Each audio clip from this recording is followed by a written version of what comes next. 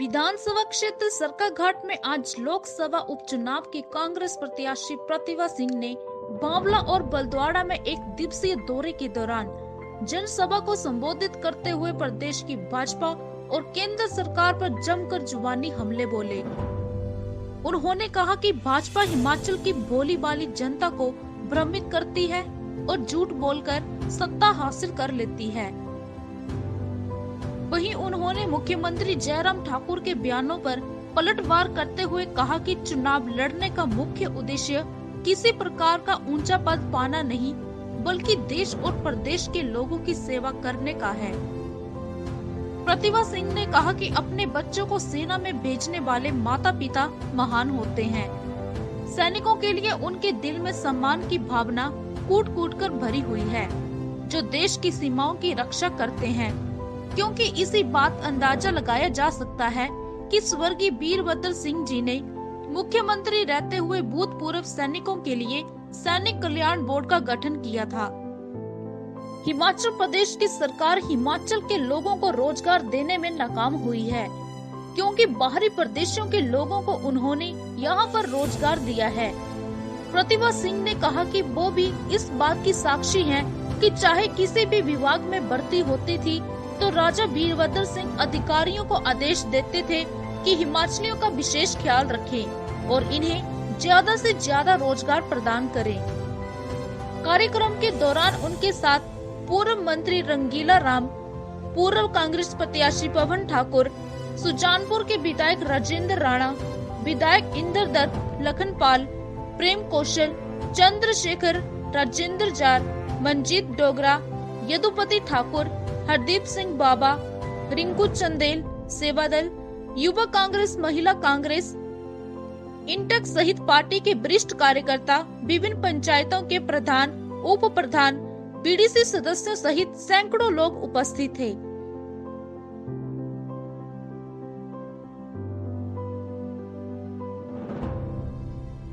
के पूर्व में मंत्री रहे और जुझारू नेता श्री रंगीला राम जी हमारे साथ लगते हमीरपुर क्षेत्र से आए इंद्र दत्त, लखनपाल जी, राजेंद्र राणा जी, प्रेम कौशल जी, चंद्रशेखर जी, आप सबका मैं आभारी हूँ कि आपने यहाँ पर आकर कांग्रेस के प्रोत्साहन के लिए और कांग्रेस की बरकरी के लिए जो आप लोग यहाँ पर आए हैं। मुझे पूर्ण विश्वास है कि आप लोग जन जन तक, घर घर तक हमारी इस आवाज को पहुँचाएंगे।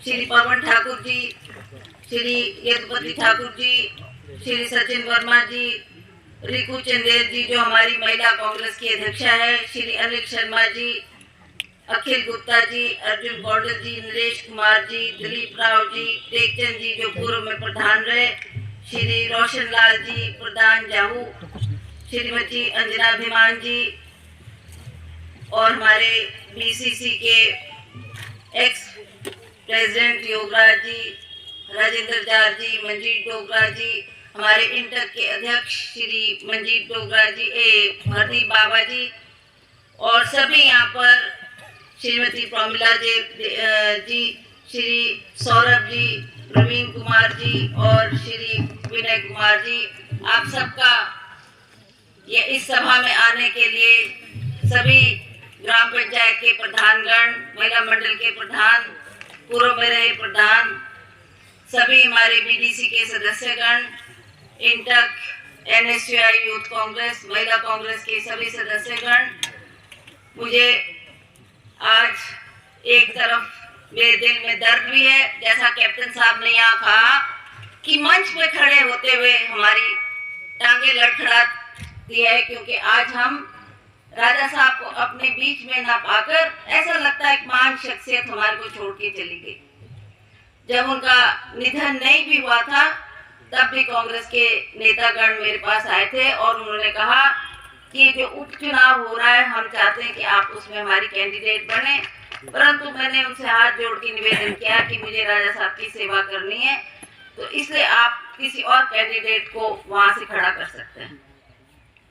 जब राजा साहब का निधन हुआ तब भी यही कांग्रेस के लोग में आकर और जितने भी लोग राजा साहब को श्रद्धांजलि देने के लिए रामपुर पहुंचे उन्होंने भी मेरे से बार बार ये आग्रह किया कि आपको आगे आना ही होगा, क्योंकि राज साहब की रहनुमाई हमारे ऊपर थी, उनका बर्दाश्त हमारे ऊपर था।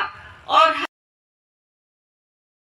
हमारे लोकसभा के प्रत्याशी श्रीमती प्रतिभा सिंह जी, जो पूर्व में हमारी पहले भी सांसद रही है, आदरणीय नीलाराम राव जी, जो पूर्व में मंत्री, हमारे बड़े भाई राजेंद्र राणा जी, जो सुजानपुर से विधायक है, बक्सर से विधायक इंद्रपाल लखनपाल जी, हमारे ब्लॉक के अध्यक्ष सचिन जी, बाबा जी, चंद्रशेखर जी, डोगरा जी, यदुवती जी, योगराज जी, ब्रह्मदास जी, तथा सम्मानित मेरे अतुल भाई जी, जो हमारे पूर्व में NSOE के अध्यक्ष थे और मैं इनका जनरल सेक्रेटरी था उन दिनों। मैं ये विका जी, प्रमीला जी, कानव जी, जितेंद्र जी, सभी सम्मानित डॉक्टर साहब जो उन्होंने भोरन से इलेक्शन लड़ा है, मैं सभी का जो सम्मानित मंच और मेरी मातृशक्ति तथा भिन्न क्षेत्र से जो हमारी 16-17 पंचायतों से जो कांग्रेस के कार्यकर्ता आए हैं, मैं आप सबका तहे दिल से बहुत बहुत धन्यवाद करता हूं, क्योंकि आपका वो समय है जैसा सैनिकों का समय लड़ाई के टाइम होता है, उसी तरह आजकल किसानों का भी समय है, फिर भी आपने वक्त निकाला। इसके लिए समस्त कांग्रेस पार्टी आपकी हमेशा हमारी रहेगी। मैंने 2017 में प्रत्याशी रहा, आप लोगों ने भारी प्यार दिया, मैं इसके लिए भी आपके सदा आभारी रहूंगा। आज जो रानी साहिबा जी आई है, आपको सबको पता कि 30 तारीख को लोकसभा का उपचुनाव होना है। भारतीय जनता पार्टी ने हम लोगों से वादा किया था कि डबल इंजन की सरकार बनाइए, हम आपको विकास जो है वो डबल देंगे। मैं तो आज स्थानीय जहां मेरी विधानसभा क्षेत्र है, यहाँ से हमारे आदरणीय विधायक कर्नल इंदर सिंह जी और उन साथ में उनकी पंचायत नरोला है और इनका एक क्षेत्र है, जिस विधायक ने 14 वर्ष में बलदौड़ा में टॉयलेट नहीं बनाया, वो बताइए कि विकास कैसा है। आप सबको समझ आ रहा होना। आज हमारे आदरणीय मुख्यमंत्री जी ने सरकार घाट का चंद दिन पहले दौरा किया, कहा कि मैं हेलीपैड बनाऊंगा। यहाँ में कहा कि हेलीपैड, आज सड़कों में बसें नहीं है, सड़कों की बुरी हालत है, हमारे भाई बहनों को, बुजुर्गों को आने जाने की समस्या हो रही है, और आप हेलीपैड की बात कर रहे हो। ये कौन सी सरकार? ये डबल इंजन की सरकार है। आज बोलते हैं कि हमने कोरोना काल में लोगों को घर घर स्वास्थ्य सेवा पहुंचाई, लोग तड़प तड़प के मरे, हमारे भाई हमारे से बिछड़े। क्यों बिछड़े? क्योंकि सरकार का कोई भी मैनेजमेंट नहीं था। चाहे आप बलदौड़ा की बात ले, सरकार घाट की ले ला, चाहे लाका भद्रोता में जो PSU की बात थी, उसी तरह महंगाई की बात है। अभी 10-12 दिन पहले इन्होंने एक जो प्रधानमंत्री को जो गरीब जो सोसाइटियों में वो चलाया था, इन्होंने राशन का गरीब योजना। हम आदरणीय प्रधानमंत्री से, प्रदेश के मुख्यमंत्री से पूछना चाहते हैं, ये गरीब अन्न योजना है जहां सरसों का तेल 200 रुपए बिक रहा है, जहां दालें 150 और 200 रुपए से कम कोई भी रेट नहीं है। जो आटा जो है वो हमारे शासन में 18 और 20 रुपए बिकता था, आज जो 35 और 40 रुपए है। जो चावल का भाव हमारे टाइम में 20 और 22 रुपए होता था, आज जो 40 और 45 है। आज डीजल और पेट्रोल जो है वो कंपटीशन कर रहा है, किसके साथ? सरसों के तेल के साथ। ये अभी तो पेट्रोल और डीजल 100 पार करेगा, अब वो कहता है कि अब मैं तेरे लेवल पे आऊंगा, 200 पार करूंगा। तो ये है गरीबों के कल्याण की योजना है। गरीबों के कल्याण, अगर गरीबों का सच्चा हितैषी थे तो कांग्रेस पार्टी थे, जिन्होंने फूड की गारंटी बनाई, जिन्होंने घर द्वार को मनरेगा दिया। हम मनरेगा के ऊपर चर्चा नहीं करते थे, जो विश्व में कोई भी ऐसी योजना नहीं थी। ये कहते थे कि 70 साल में क्या नहीं किया, कांग्रेस ने आम आदमी के लिए 70 साल में किया, चाहे मनरेगा हो, चाहे 8 घंटे का मजदूर की ड्यूटी हो, चाहे श्रम, चाहे आप बाबा जी से पूछिए कि श्रम मंत्रालय में जो ये बताएंगे आपको डिटेल में क्या क्या मजदूरों में किया।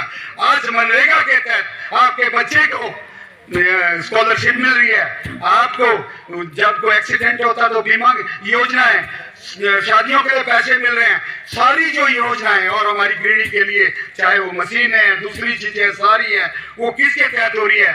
वो मनरेगा के तहत हो रही है, और जिसको श्रम मंत्रालय जो देगा। तो किसने योजना बनाई?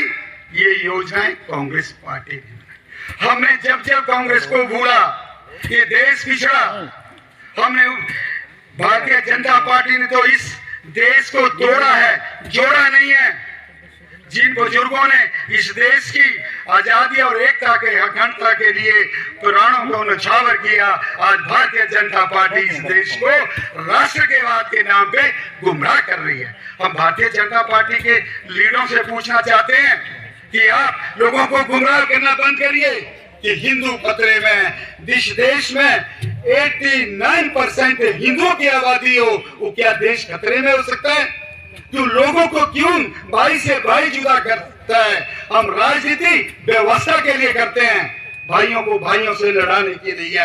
सदा का काम सदा काम करना है, परिपथा का काम उसके ऊपर चेक करना है, ये काम सही ढंग से हो रहा है कि नहीं हो रहा है। ये है ना कि हमने इस देश को तोड़ना है, इस इलाके को तोड़ना है। और भारतीय जनता पार्टी का जो कार्यकर्ता है वो एक एक परिवार को जो है वो तोड़ तोड़ करके राजनीति कर रहा है।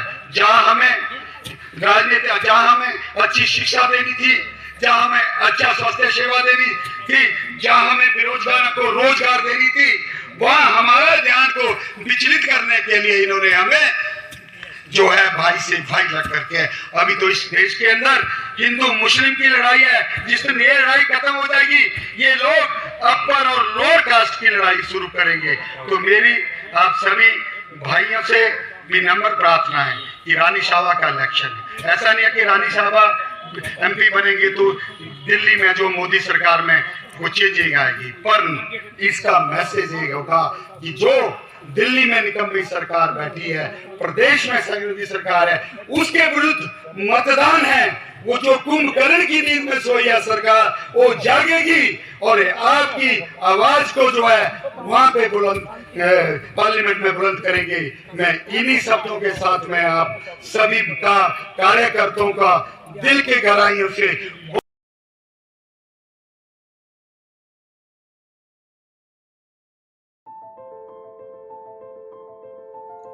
हिमाचल प्लस न्यूज के लिए भावला से नरेश कुमार की रिपोर्ट।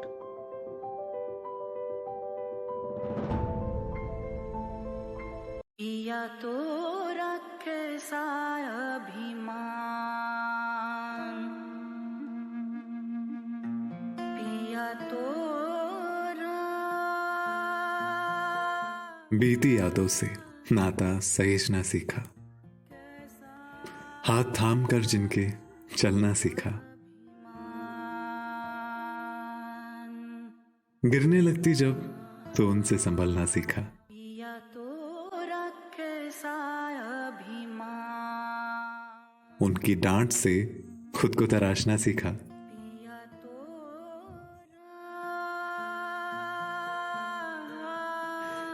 घर से दूर होकर भी दिल को हमेशा यह एहसास रहता है, उनका प्यार और फिक्र हमेशा मेरे साथ रहता है।